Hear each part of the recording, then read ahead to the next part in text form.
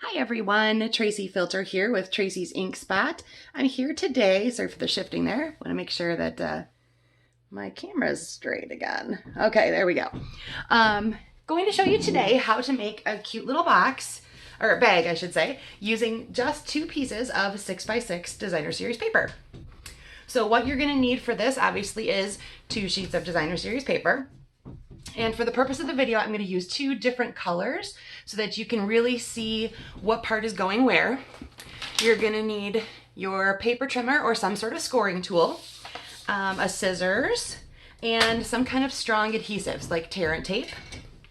All right, so here's an idea of where we're going. So you're going to take each piece of 6x6, you're going to score it at a 1/2 inch across the top, and then 1.5 inches on each of the other 3 sides. So if you have a directional piece of designer series paper, so for example, I want these dots to go straight up, then I'm going to use this as my top, so that's 1/2, and then 1.5 for the other parts. Okay, so you can put that in your paper trimmer. And again, we're going to do that. My top is a 1/2 inch, so I'm going to take that over to the 1/2 inch measurement here. And then as long as I have it this direction, I'm going to go ahead and do 1.5 inches this side. Okay, so there's my 1.5, and then I just need to do each side. So 1.5 on the left, give that a full rotate, 1.5 over here as well. All right, and I've already done that to my other piece of paper, so you don't have to watch me do that twice. Okay, so now we're going to take each of these, and the first thing we're going to do is we're going to hit those score lines with our bone folder. I forgot to mention that in the tools, didn't I? That's another part that you're going to want to have handy. You're going to want these creases to be really nice and crisp so that you can fold them easily. I like to make sure that my top edges align nicely before I score that one down. And there again, making sure that those edges are lining up pretty well there. Okay, so there's one. And where's my top edge? There's my top edge. And like I said, I'm going to use 2 different colors of paper today, just so it's really easy for you guys to distinguish which parts are going where, because they're going to have to sandwich together, one inside the other, and it's easier to tell how I'm doing that if you can see the difference between the colors. Okay, so we're going to go ahead. We have all of those score lines done now. Now you're going to do just 2 cuts on each one. So from that part here up to that 1.5 inch score line on both sides.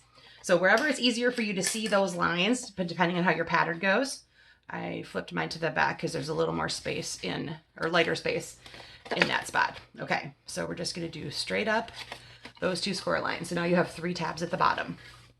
And the same thing on this one.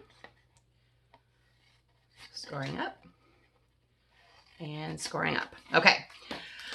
The other thing we're going to do before we start assembling is you can just take some regular adhesive and run that down that skinny edge and give that a nice little burnish that's going to hold that together for you as you're assembling the box, and it won't come and lift off.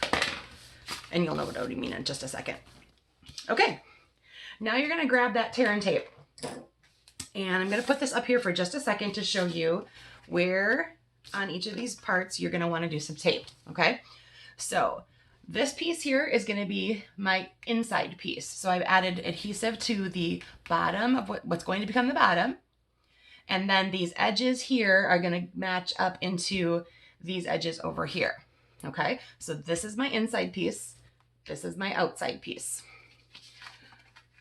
For the outside piece, you want to run adhesive down each of those edges. And you want to have a little bit here to match up with this one so that they'll adhere nicely together. Okay, and this is just to match up with this part here and hold that bottom really well closed. Okay, so here we go. You're gonna take your inside, your inside one. Let's go ahead and remove those pieces there. And here to start with. Tore right away. There we go. Okay, so you're going to fold that up, match those edges, give that a little burnish. Okay, now you're going to do the same thing over here. Just take off the tabs on that side and assemble as such, okay? Now, if you have a little bit sticking off here, you can trim that down if you want to. It's going to be hidden on the inside, so you're really not going to see it.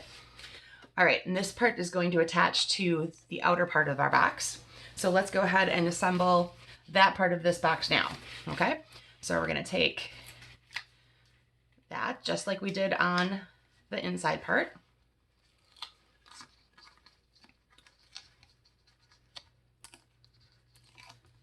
And again, like I said, this is just to match up the sticky parts so you get a really nice sturdy bag when you're done.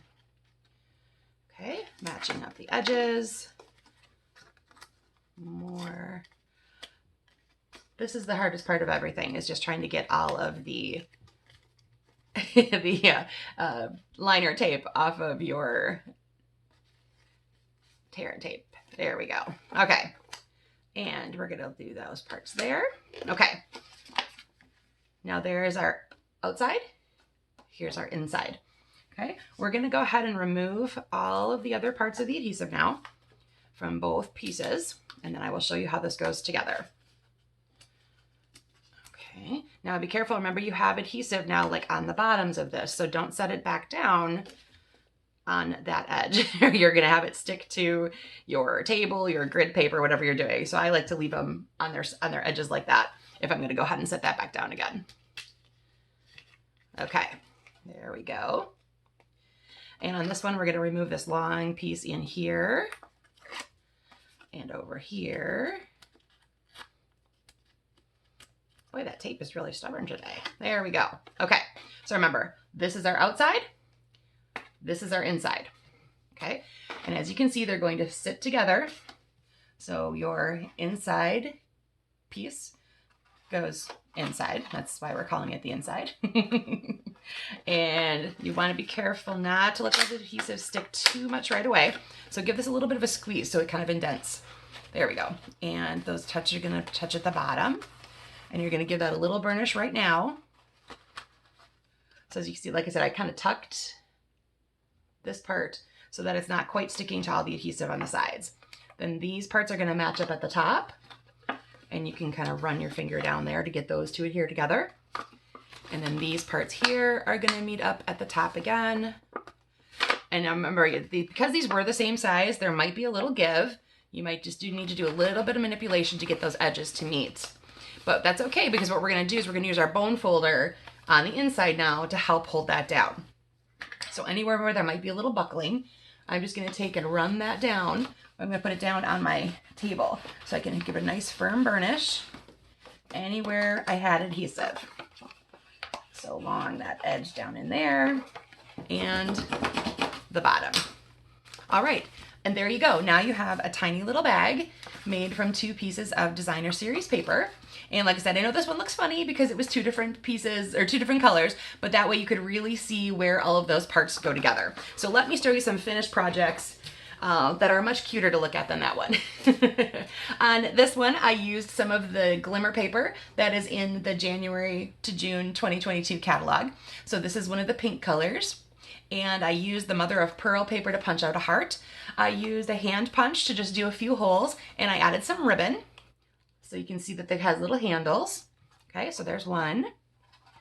And here's one I did out of the Sports Van Designer Series paper.